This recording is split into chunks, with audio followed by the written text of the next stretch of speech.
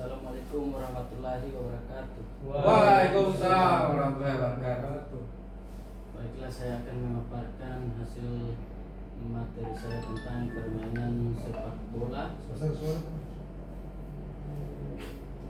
menggunakan Sport Education Model atau SEM. Untuk rencana tindak lanjut RTL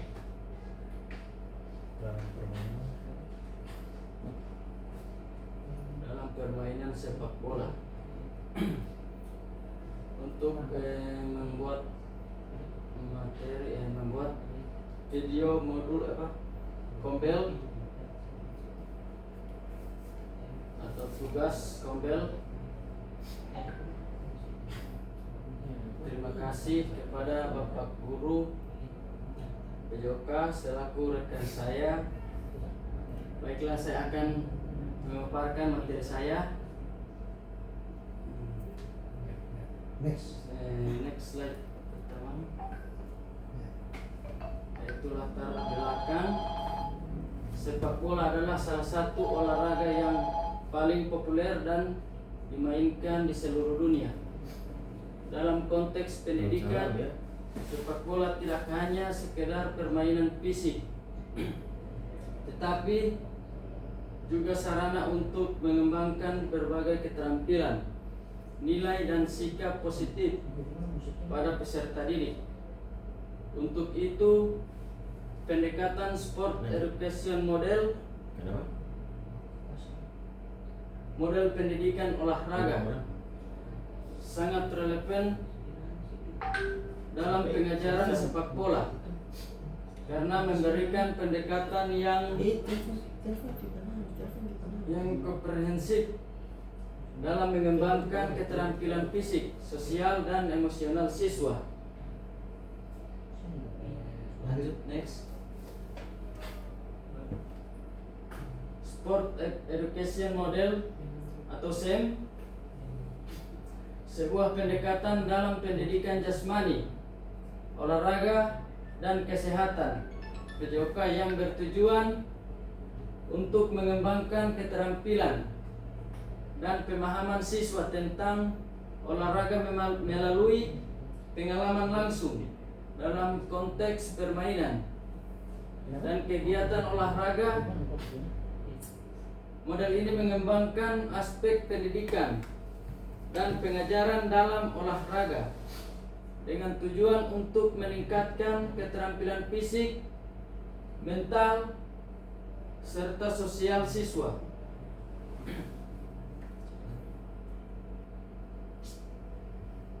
Ada beberapa alasan mengapa pendekatan Sport Education Model diterapkan dalam permainan sepak bola adalah: 1. Pengembangan keterampilan teknik dan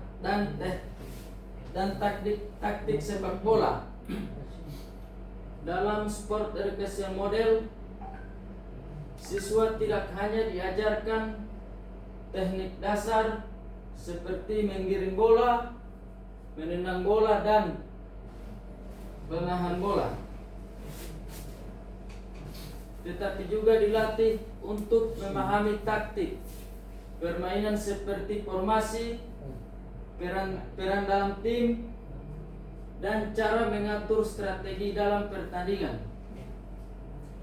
Proses ini melibatkan praktik langsung di lapangan, di mana siswa bisa merasakan dan memahami peran mereka dalam konteks pertandingan yang lebih besar. Berikut pembelajaran nilai-nilai sosial dan karakter. Melalui pendekatan ini, siswa diajarkan untuk bekerja dalam tim, menghargai peraturan, menunjukkan sikap sportivitas, dan mengelola emosi dalam situasi yang dan menantang nilai-nilai seperti kerjasama, disiplin, dan rasa hormat menjadi bagian dari proses belajar yang lebih besar. Berikut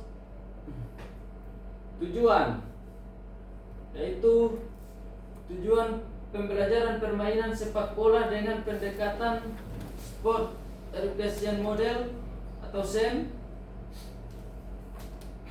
meningkatkan kemampuan siswa dalam menguasai teknik dasar sepak bola seperti menggiring bola, menendang, mengoper, serta teknik bertahan dan menyerang.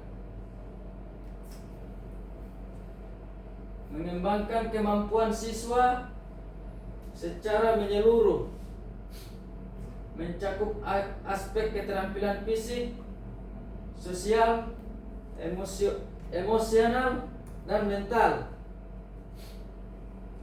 Membentuk karakter, nilai-nilai sosial, dan kemampuan kepemimpinan yang akan bermanfaat bagi kehidupan mereka di luar lapangan. Next.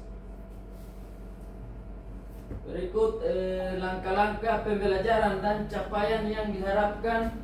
Langkah-langkah pembelajaran untuk mencapai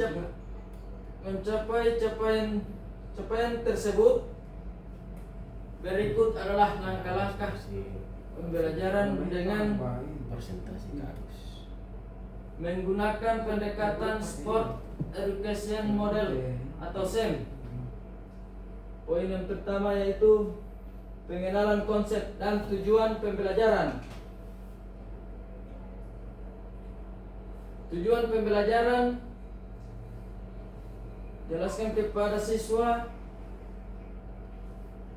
tujuan pembelajaran yang akan dicapai melalui pendekatan SEM, seperti mengembangkan keterampilan teknis, pemahaman taktik, serta sikap kerjasama dan kepemimpinan. Poin yang kedua yaitu pembagian peran. Dalam pendekatan SEM, siswa akan memberikan berbagai peran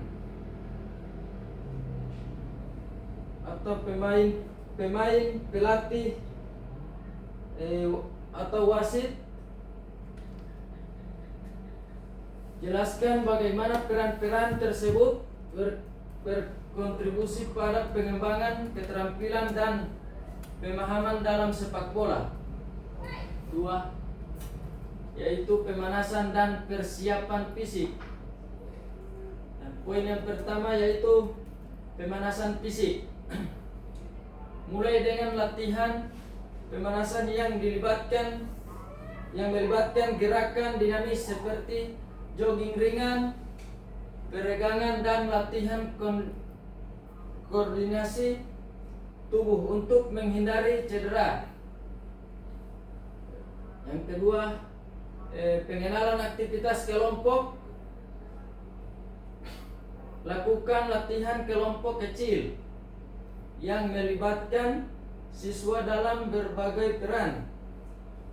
Misalnya sebagai pemain yang melakukan latihan teknik dasar, pelatih yang memberi instruksi, atau wasit yang memantau aturan permainan. Next. Evaluasi dan umpan balik. Umpan balik, teknik dan taktik. Pelatih memberikan umpan balik kepada siswa mengenai kemampuan teknis dan strategi permainan.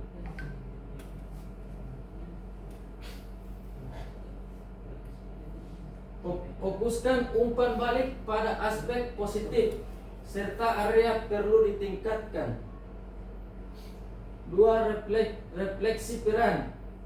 Setiap siswa diberi kesempatan untuk merefleksikan pengalaman mereka dalam peran yang diambil sebagai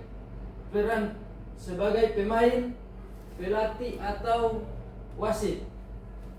Ini penting untuk membantu siswa memahami peran masing-masing dalam konteks tim dan memperbaiki pemahaman mereka terhadap olahraga. Yang berikut penutupan dan pendinginan. Poin yang pertama, pendinginan. Setelah latihan atau pendinginan, lakukan pendinginan yang meliputi peregangan untuk mengurangi ketegangan otot dan menghindari cedera. Berikut diskusi akhir dan refleksi. Adakah sesi refleksi terakhir untuk mendiskusikan apa yang telah dipelajari dari latihan tersebut? Ajak siswa untuk berbicara tentang keterampilan yang mereka kuasai.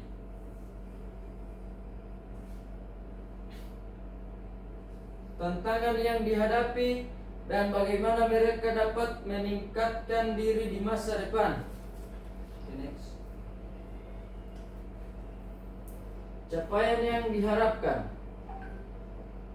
Capaian pembelajaran yang diharapkan dalam permainan sepak bola melalui pendekatan SEM adalah 1. Peningkatan kemampuan teknik dasar. Poin yang pertama, menguasai keterampilan dasar sepak bola seperti menggiring bola, menendang bola, dan menerima bola dengan baik. Poin yang kedua, melatih koordinasi tubuh, keseimbangan, dan kecepatan dalam melakukan gerakan sepak bola yang efektif. Yang kedua, peningkatan kemampuan taktik. Poin yang pertama, memahami posisi dan peran dalam tim serta cara mengatur strategi permainan. Berikut, belajar membuat keputusan yang cepat dan tepat dalam situasi pertandingan yang dinamis. 3. Pengembangan kemampuan mental.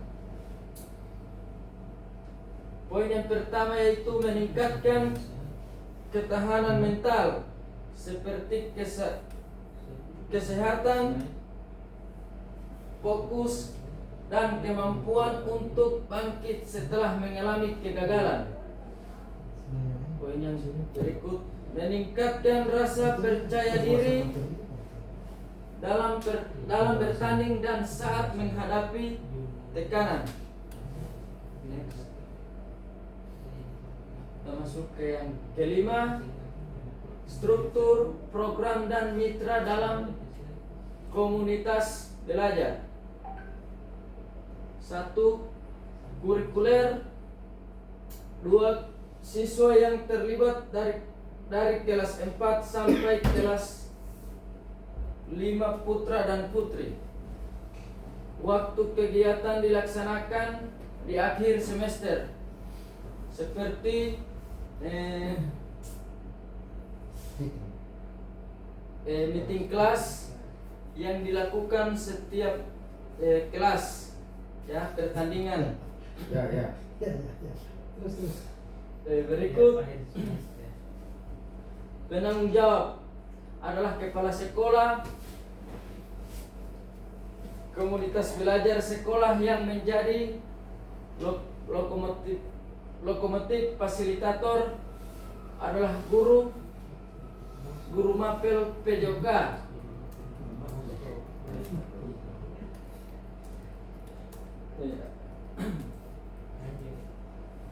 Next. 6. Kapasitas sumber daya. 1. Fasilitas dan lingkungan belajar.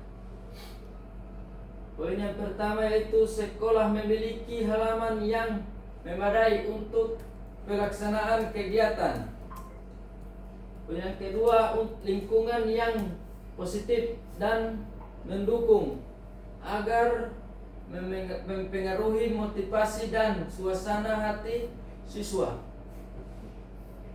Membentuk suasana yang inklusif dan penuh semangat dalam pembelajaran sepak bola sangat penting agar siswa merasa nyaman dalam belajar. Sarana dan alat yang tersedia berikut. Nomor 2, sumber daya manusia. Poin yang pertama, pelatih atau instruktur. Pelatih yang kompeten dan berpengalaman dalam permainan sepak bola sangat penting. Mereka tidak hanya mengajarkan teknik dan taktik, tetapi juga berperan dalam membimbing siswa dalam peran sebagai pelatih dan wasit, serta mengembangkan mental dan emosional peserta. Poin yang berikut, peserta atau siswa.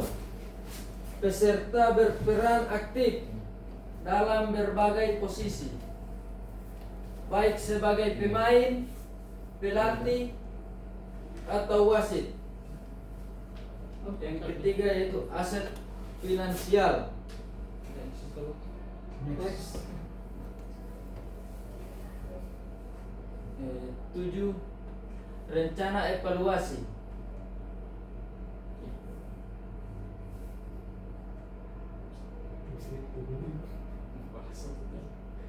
Dalam 8 sekarang kemungkinan tantangan. Sekarang kita masuk ke Poin ke-8. 8. Ya. 8 ya. Kemungkinan, tantangan dan rencana solusi. Kemungkinan, tantangan. 1, pengelolaan waktu dapat mempengaruhi penyelenggaraan. 2, faktor alam atau cuaca. 3, kesulitan dalam manajemen tim. 4, motivasi siswa. Yaitu solusi. Penjadwalan efisien. Solusi. Penjadwalan yang efisien. Yang kedua, menetapkan lokasi. Tunggu.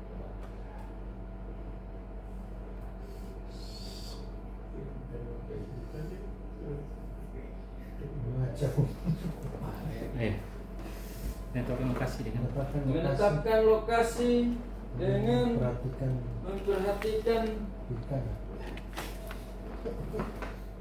cuaca. Berikut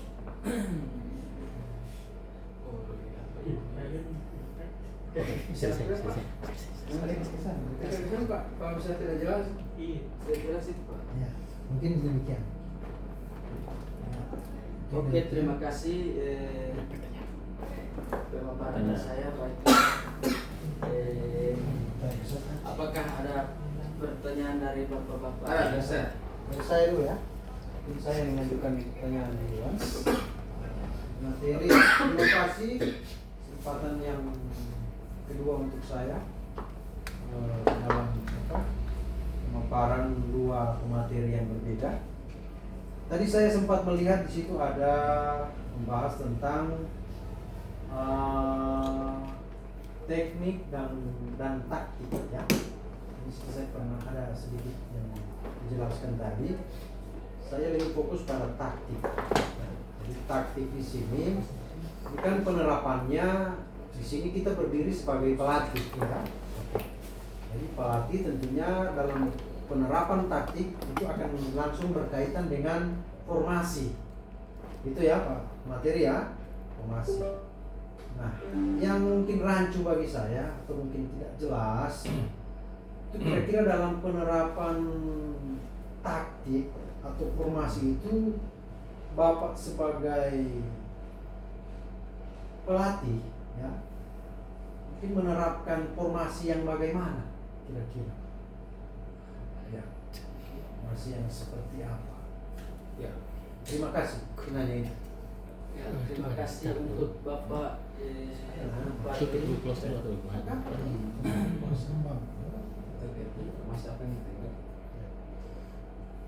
Baik, saya akan menjawabnya. Pertanyaan dari Bapak Yupali tentang formasi atau strategi. Taktik ya. Taktik ya. Saya sebagai pelatih saya akan melakukan taktik penyerangan atau formasi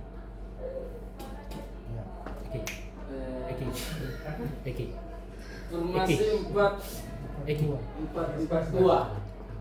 ya, dalam formasi bertahan ya, bertahan sambil menyerang. Jadi dalam penerapan praktik itu Kak Agus menerapkan formasi 4-4-2 Ya.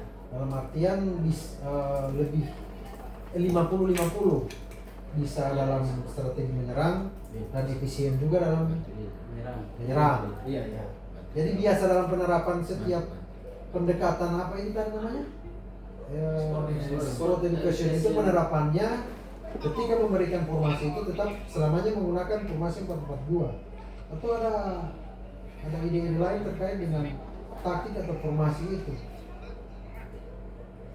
Ya baiklah, formasi itu bisa kita gunakan, bisa kita ganti ya setelah kita menggunakan formasi 4-4-2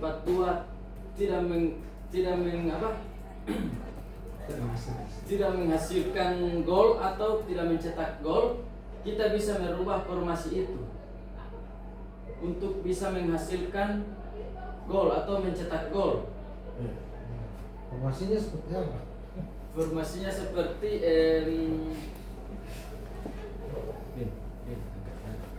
artinya formasi menyerang, lebih cenderung ke menyerang, gitu ya? ya. Oke, mungkin itu dari saya. Ya, terima kasih. Selanjutnya mungkin ada dari Kak Arman. Dari saya. Dari ya. Sama. Ya, dari saya dulu Pak. Siap. Kanan dan kiri, silakan. Terima kasih. Assalamualaikum warahmatullahi wabarakatuh. Waalaikumsalam warahmatullahi wabarakatuh. Ya, baik. Saya akan mencoba lebih menspesifikasikan pertanyaan dari Kak Yoparlin dan jawaban dari Kak Agus itu tentang taktik, di mana seperti yang dijelaskan oleh Kak Agus tadi bahwa dalam beliau berperan sebagai fasilitator dalam program ini itu beliau mencoba untuk menerapkan taktik 4-4-2 sebagaimana yang ditanyakan oleh Kak Yoparlin. Namun beliau juga sedikit merubah posisi atau taktik itu dari formasi atau taktik menyerang ke taktik bertahan. Nah, seperti itu kira-kira yang bisa saya tangkap dari jawaban dari pertanyaan Kak Jepar. Terima kasih. Sekian dari saya. Assalamualaikum warahmatullahi wabarakatuh. Waalaikumsalam warahmatullahi wabarakatuh. Baik, Mas. Ada yang ingin bertanya? Ya, terus saya. Terima kasih atas kesempatan yang diberikan kepada saya. Saya di sini tidak mau bertanya, cuma sekedar tambahan saja. Terus terkait dengan apa? Sport education model tentang sepak bola. Ya, tambahan saya itu kalau boleh, ya, untuk kegiatan ini kan diarahkan pada saat meeting kelas ya. Ya, Kalau boleh ditambahkan penghargaan yang juara satu dapat bonus piala plus bonus ya, juara 2 itu juga dan juara 3 supaya agar peserta didik semangat untuk setiap kegiatan ini. Mungkin itu dari saya. Terima kasih. Apakah ada tambahan lagi dari lain? Oke. Ya, terima kasih. Jawaban dari saya. Saya akhiri pemaparan hari ini. Assalamualaikum warahmatullahi wabarakatuh. Waalaikumsalam warahmatullahi wabarakatuh.